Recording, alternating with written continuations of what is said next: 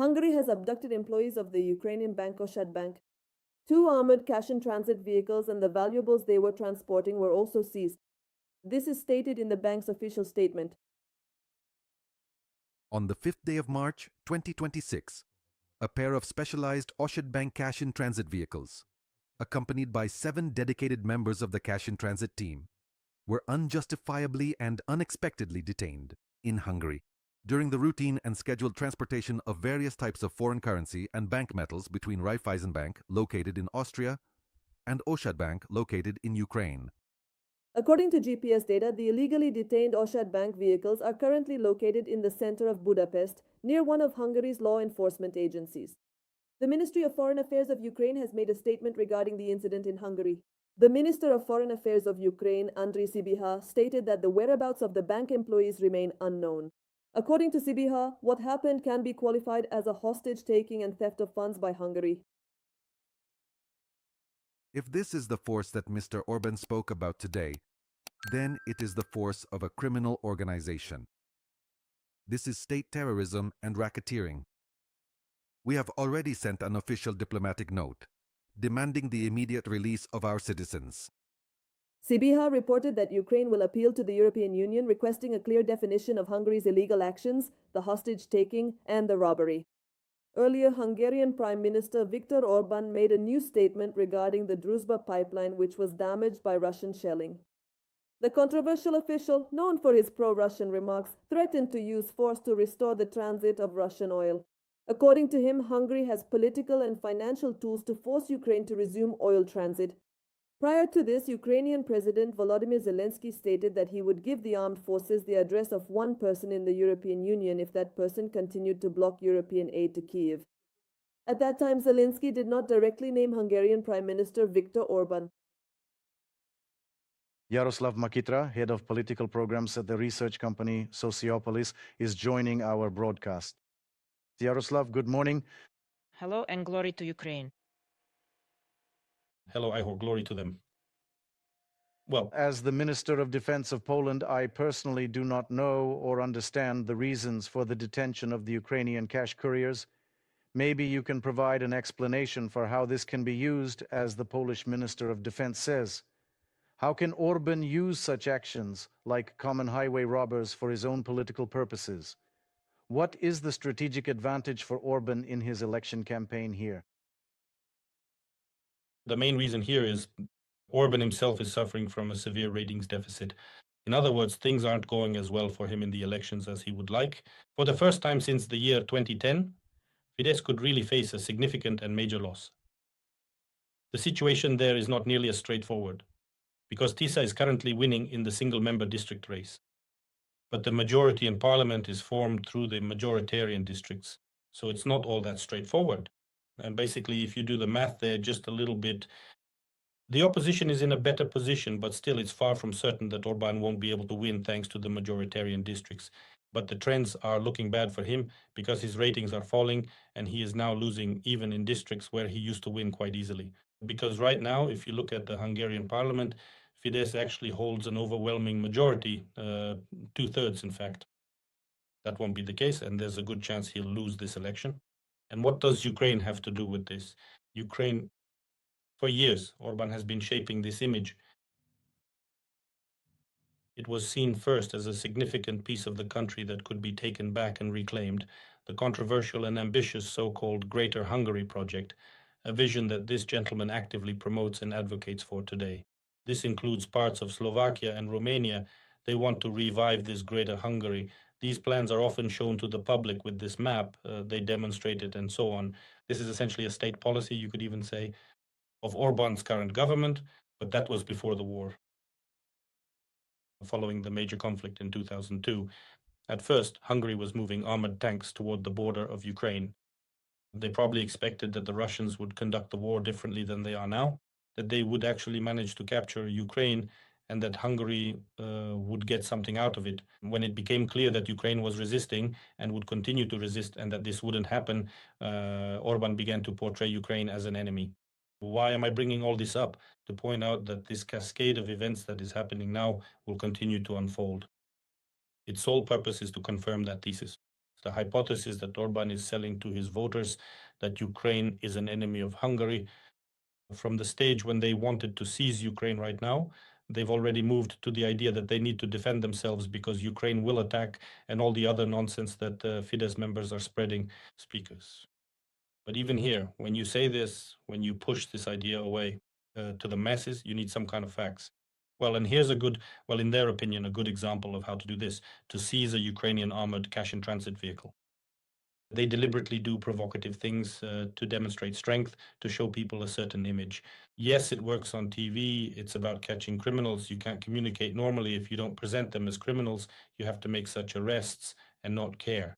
The Hungarian government, wanted to ignore all international norms regarding this. Well, these people were innocent. In fact, they were released literally within a few days or even sooner. But this is just absurd. It can't be some kind of mafia or some suspects, people, for them to be taken like that and then released almost immediately. Of course, this just shows that they simply had no legal grounds to detain Ukrainian citizens. But to demonstrate power, to show strength and so on, you can do that as part of an election campaign. It won't last much longer to conduct an investigation, to look for some facts there, myths and so on, to impose all this on the owl, as they say, to stretch the owl over the globe. Excuse me. That's why such an event takes place. And in general, overall, Ukrainian citizens probably need to be very careful. In Hungary, because there could be various provocations in order to create the image of an enemy, and by doing so, to gain something, some dividends in the elections. Although this is also a questionable move, even electorally, because we see that Orban's ratings are falling. Yaroslav, well, overall, it's clear that this is supposed to be some kind of special operation to capture dangerous criminals, but honestly, it doesn't look like that. It all looks very strange somehow. But overall, how should the countries of the European Union react now? Should they pretend that this is just a matter between Hungary and Ukraine and that it doesn't concern them? But on the other hand, yes, the issue here is that people were being held on what grounds? There are a lot of such questions here. So how should we evaluate and carefully assess these actions right now so that this doesn't just turn into a state of unchecked and chaotic lawlessness that simply keeps snowballing and escalating? Well, the Ministry of Foreign Affairs of Ukraine is making the right statements and probably taking some actions as well. I don't know what the details look like, but Ukraine is documenting that this is a violation of all possible norms. Yes, I certainly agree that for us Ukrainians, this looks very wild and completely incomprehensible. But on Hungarian television and in the Hungarian media, a slightly different picture is being presented to the public. For them, everything is simple and clear, meaning for Orban, his voters, his core electorate. They were detaining Ukrainians, mafiosi, Ukrainians who are spreading all these myths. In other words, they don't detain Russian mafiosi, and Orban has the most corrupt regime in Hungary. This is no secret to anyone, according to many studies and so on, but that's another issue. He doesn't create that kind of image. And the more proactive and persistent Ukraine is on this issue, the more it will shatter this long-standing myth once and for all. Well, of course, this will inevitably work against his interests, no matter how much he wants it, whatever kind of semi-authoritarian regime he tries to build. He hasn't built an authoritarian rule, but Hungary remains a democratic country. There is political competition, there are opposition media, there are opposition candidates. Therefore, of course, it is already being controlled. The information space, that's why any words from Ukrainians, any actions, any reaction, all reach the voters. Therefore, it's necessary not only to take some legal actions, but also to work on the informational front. Another thing is, it's very important here, I completely agree. It's very important for the European Union to respond. So far, it seems probably the circumstances are being clarified, and what the reaction will be is still unknown. The complexity of the issue here is that these are relations between banks, a commercial bank in Austria and a commercial state-owned bank in Ukraine. And there may be banking secrecy involved, as well as other various aspects where not everything can be disclosed or made public. What kind of transaction is it? Why? Where did the money come from? And that can be taken advantage of, including by, in this case, by Orban and so on. But it is very important, I agree, the reaction and assessment of European countries and European regulatory bodies, including oversight authorities. I think we will see this in the near future. How serious could the potential interference from Moscow in Hungary's upcoming election campaign be? following the warnings issued by Peter Magyar, the prominent political opponent of Viktor Orban. At what level are the intelligence services and political strategists involved? If we take a moment to compare it to Moldova, which is obviously a former country and a republic of the Soviet Union, Moscow's significant influence there remains quite strong. But we must remember that Hungary is still not Moldova. To what extent can Moscow actually interfere in this current campaign and distort the correct, serious, and truthful numbers? For Moscow, this is an extremely important issue. This is the main foundation, the main support. Even Slovakia doesn't come close. This is Hungary in the European Union, through which they try to influence the adoption of strategic decisions, including those regarding Ukraine. So, of course, Russia interferes, has interfered, is interfering, and will continue to interfere by any means possible. In other words, you don't need to be a fortune teller to see that. And the fact is that, let's say Moldova, on the one hand, yes, it's a post-Soviet country, but it's under significant influence from Romania. But in Moldova, if we look at the most recent elections, a pro-European candidate is in power. So, of course, the approach and technologies there were different. They were different. Here, however, in the case of Orban, it's necessary to hold on to power. He successfully managed to establish quite influential media outlets, significant centers of political influence, and so on. He has influence over a very substantial portion of the population, especially in the rural regions and so on. But they will hold on to power not only through technology, but also by using various provocations and different circumstances. They will try to hold on, and well, it's no secret that, the question is really about the surname, and that is an undeniable fact. It's enough to see when Szijjártó or Orban comes to Moscow and strolls around the city, eating at their cafes. All these visits to restaurants, all of this is shown, and he proudly demonstrates it. Even now, there's a segment on air showing how happy he is to see Putin there, and all the rest of it. Everything here is pretty clear. There's no need to read into it further. The question is about the degree of influence.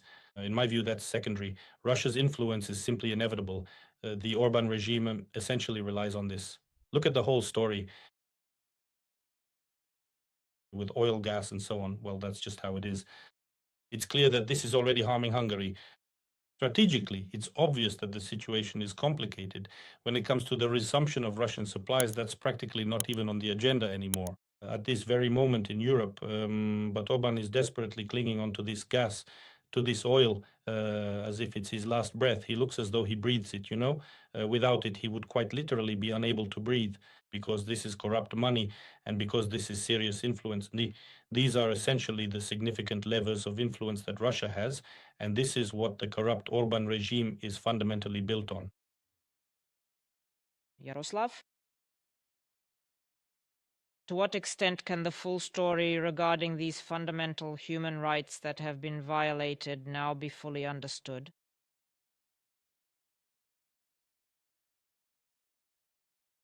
Turn into a case. The Ministry of Foreign Affairs of Ukraine is preparing lawsuits against Hungary.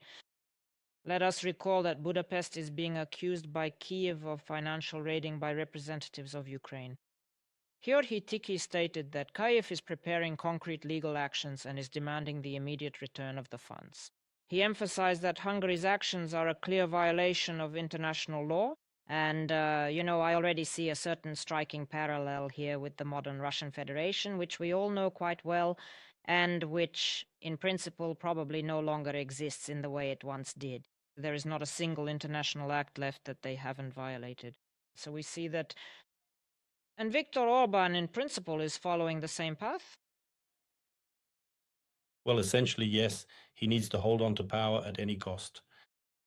The situation is complicated. As I said at the beginning, the gap is already up to 10% among decided voters. Well, according to the general party list, and specifically in single-member districts, the overall situation is looking significantly better for him. But nevertheless, according to all forecasts, for now, a few mandates, but the losing trend is not in his favor. Of course, he will do everything possible. What international law is there, or what rules can there even be, if the question is possibly not only about his political future, but also his personal freedom? Here, everything is frankly clear. All the pro-Russian politicians who lost simply left the political arena. Where are most of them now? They are in Russia, or else they are persona non grata throughout Europe. But Orban is fully aware of exactly what is waiting for him in the future. Because if his political opponents come to power and obtain full access to all of the government's activity records, if the intelligence services start working differently, if the law enforcement system changes and so on, we will see a lot of interesting things. Not everything will be so good for Orban there. That's why, of course, he will hold on by any means possible. And these upcoming elections will undoubtedly be yet another significant challenge for the European Union, but a much more difficult one than before. Because it is one thing for pro-European candidates to successfully hold on to power in countries like Romania or Moldova, but it is quite another thing entirely to actually defeat Viktor Orban, especially with his immense political muscle and the vast experience that he has accumulated over all these many years. So the current situation is very complicated indeed, and the intense debates over votes can be quite ambiguous and unpredictable there. We might witness a very, very intense election campaign, but I repeat, despite all of Orban's reluctance, probably he had envisioned a vision for Hungary in a very different way, but it continues to be a critical country with a serious opposition and oppositional media. And there, no one will just let the elections be falsified or allow lawlessness to happen so easily, especially during the elections themselves.